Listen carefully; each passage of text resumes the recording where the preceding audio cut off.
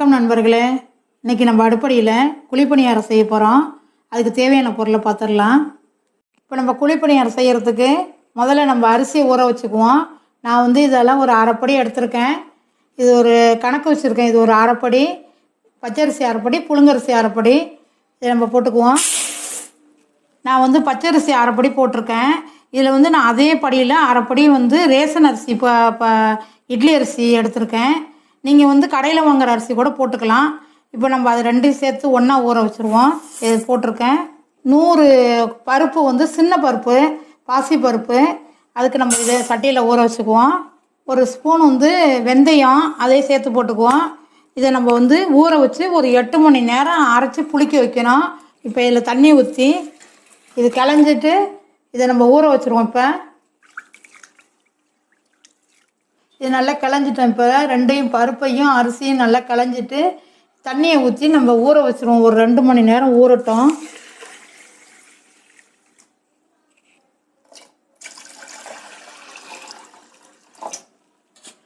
இதில் நம்ம பருப்பில் நல்ல தண்ணி ஊற்றினோம்னா நம்ம அப்போ அதுக்கு ஊற்றி அரைச்சிக்கலாம். அந்த தண்ணி வேஸ்ட் ஆகாமல்.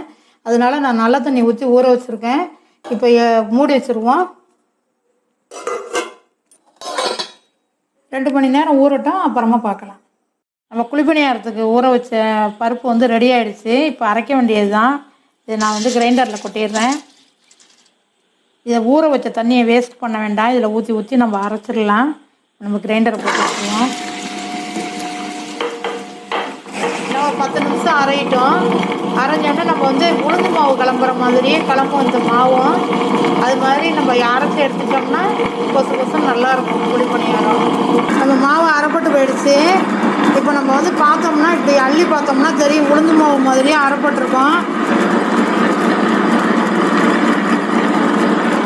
அப்போ இது மாதிரி எல்லாத்தையும் அள்ளிடுவோம்.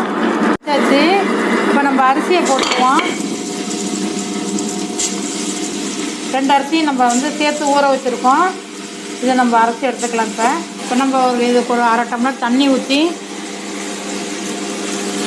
நல்லா ஒரு பட்டு போல் அரைச்சிக்க வேண்டியதுதான். அந்த மாவுக்கு நம்ம 1 டம்ளர் தண்ணி ஊற்றி அரைச்சிருக்கோம் நல்லா திக்கா.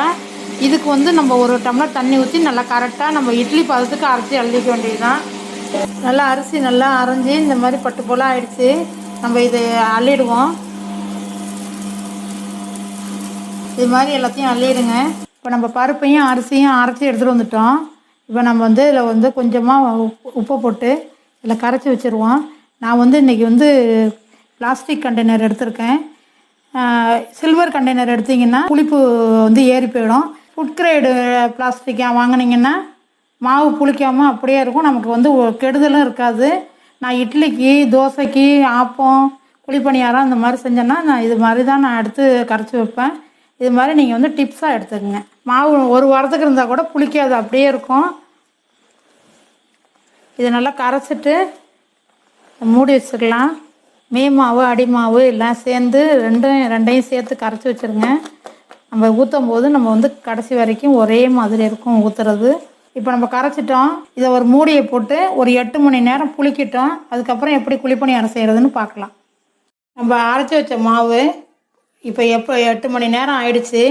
இப்போ புளிச்சிருக்க எப்படின்னு பார்த்துருவோம். நல்லா இது மாதிரி பபிள்ஸ் நல்லா இப்படி வந்ததுன்னா நல்லாயிருக்கும் மாவு. நம்ம இப்போ கரைச்சிருவோம். நம்ம மேலே இருக்க மாவு கீழே போகிற மாதிரி கரைச்சிட்டு இதை நம்ம 2ஆக பிரிச்சுக்குவோம். ஒன்று வெள்ளை பணியாரம், ஒன்று கார பணியாரம். 2க்கும் மாவை நம்ம தனித்தனியாக பிரித்து எடுத்துக்குவோம். இப்போ கார பணியாரத்துக்கும் நம்ம இனிப்பு பணியாரத்துக்கும் நம்ம மாவை பிரித்து எடுத்துக்கிட்டோம். இப்போ அதை எப்படி செய்கிறதுன்னு பார்த்துருவோம் வாங்க. நம்ம கார பணியாரம் செய்கிறதுக்கு நான் ஒரு கேரட்டு திருவி வச்சுருக்கேன். ஒரு சின்ன வெங்காயம் 50 வெங்காயம் சின்ன வெங்காயம் போட்டால் தான் இதுக்கு டேஸ்ட் நல்லாயிருக்குங்கிறதுக்காக சின்ன வெங்காயம் அரிஞ்சு வச்சுருக்கேன்.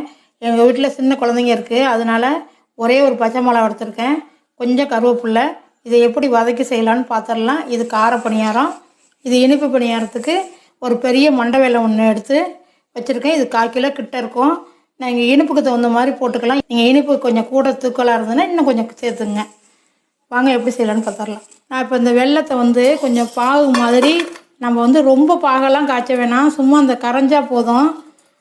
ஒரு 2 ஸ்பூன் தண்ணி ஊற்றி நம்ம இதை காய்ச்சிக்குவோம். சும்மா 2 ஸ்பூன் மட்டும்தான் தண்ணி ஊற்றுறேன். இப்போ நம்ம அடுப்பை பற்ற வைக்கல, பற்ற வைக்காமல் தான் நம்ம வந்து வெல்லத்தை போடுறோம், இல்லைன்னா காந்தி போயிடும். அதனால கொஞ்சமாக தண்ணி ஊற்றிக்கிட்டு அதுக்கப்புறம் வெல்லத்தை போட்டு கொஞ்சமாக கரைச்சிக்கங்க. அதுக்கப்புறம் அடுப்பை போட்டு நம்ம பாகு மாதிரி லைட்டாக காய்ச்சிக்கலாம். வெல்லம் கரைஞ்சா போதும், ரொம்ப அதிகமாக தண்ணி ஊற்றிட்டிங்கன்னா மாவு தண்ணியாக போயிடும். அதனால் கொஞ்சம் ஜாக்கிரதையாக பார்த்து இந்த வெல்லம் சேர்க்குற மட்டும் போது கொஞ்சம் நல்லா கொஞ்சம் பார்த்து ஜாக்கிரதையாக சேர்த்துக்கணும். நம்ம இது மாதிரி சேர்க்கும் போது நமக்கு கொஞ்சம் டேஸ்ட் நல்லாயிருக்கும். வெல்லத்தையும் தனியாகவே சீவி சேர்த்துக்கலாம். இருந்தாலும் வந்து இந்த மாதிரி டேஸ்ட் வந்து கொஞ்சம் கம்மியாக கிடைக்கும். கட்டியெல்லாம் கரைஞ்சிருச்சு. இப்போ இது ஒரு ஓரமாக எடுத்து வச்சுருவோம். நம்ம வந்து காரப்பணியாரத்துக்கு செய்கிறதுக்கு அதை நம்ம வதக்கிட்டு வரத்துக்குள்ளே இது ஆறிடும். இது ஒரு ஓரமாக இருக்கட்டும். காரப்பணியாரம் செய்கிறதுக்கு 2 ஸ்பூன் எண்ணெய் ஊற்றிக்குவோம். கடுகு, உளுத்தம்பருப்பு. அடுப்பை சிம்மில் வச்சுக்கங்க. சின்ன வெங்காயம் போட்டுருவோம். பச்சை மிளகாய்,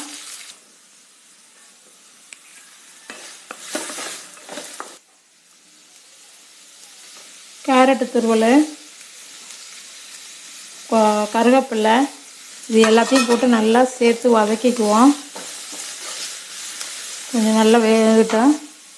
இந்த மசாலாவுக்கு தகுந்த உப்பு போட்டுடலாம். இப்போ மசாலா ரெடி ஆகிடுச்சு. அடுப்பை ஆஃப் பண்ணிடலாம். நம்ம இனிப்பு பணியாரம் செய்கிறதுக்கு சர்க்கரை பாவு கரைச்சி வச்சுருக்கோம். இதை அதில் நம்ம சேர்த்துக்குவோம்.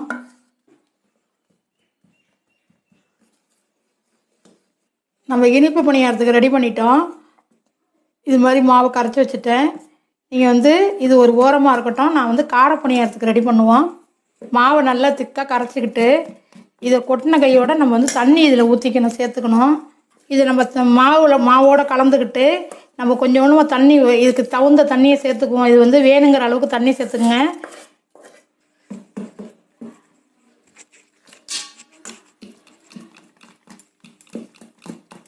கொஞ்சமாக தண்ணி, ஒரு 1/4 டம்ளர் தண்ணி ஊற்றிங்க. நம்ம எடுத்து ஊற்றினோம்னா இப்படி இருக்கணும். நம்ம தோசை ஊற்றுற மாதிரி கொஞ்சம் வந்து கொஞ்சம் தண்ணியாக தான் கரைச்சிக்கணும். கொஞ்சம் தண்ணியாக, தோசை பதத்துலையும் இருக்கக்கூடாது, இட்லி பதத்துலையும் இருக்கக்கூடாது. கொஞ்சம் தண்ணியாக, அப்போ தான் சாஃப்டாக இருக்கும். நம்ம ரெண்டு மாவு ரெடி ஆகிடுச்சு.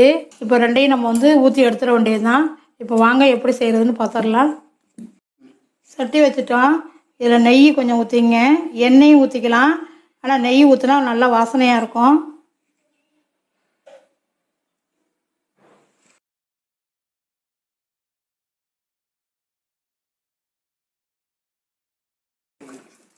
மூடி வச்சுருவோம். இப்போ நம்ம மூடியை திறந்து பார்த்துருவோம். நம்ம இதை திருப்பினோம்னா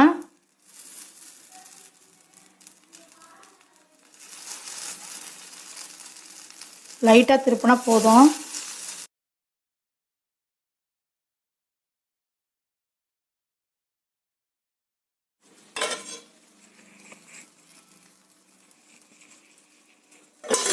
இதுக்கு கொஞ்சம் எண்ணெய் நிறைய செலவாகும்.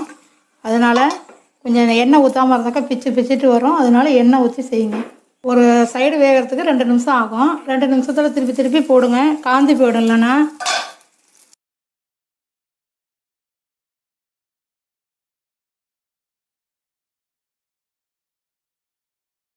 இப்போ நம்ம குழிப்பணியாரம் வந்துடுச்சு.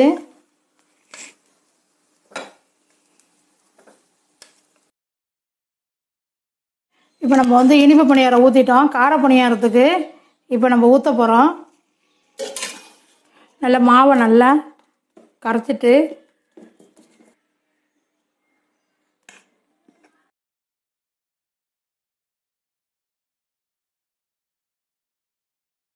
மூடியை போட்டு ஒரு 2 நிமிஷம் மூடி இருக்கட்டும். இப்போ 2 நிமிஷம் ஆயிடுச்சு. நம்ம திறந்து பார்த்துருவோம்.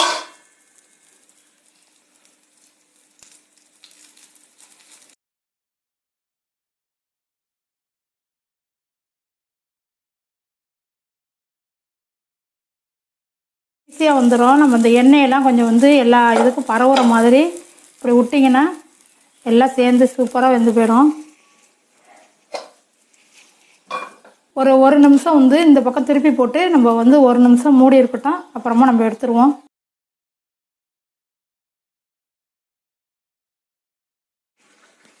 நம்ம இது வந்து திருப்பி போட்டு இன்னும் ஒரு நிமிஷம் கழித்து நம்ம எடுத்துருவோம். வெந்துடுச்சு.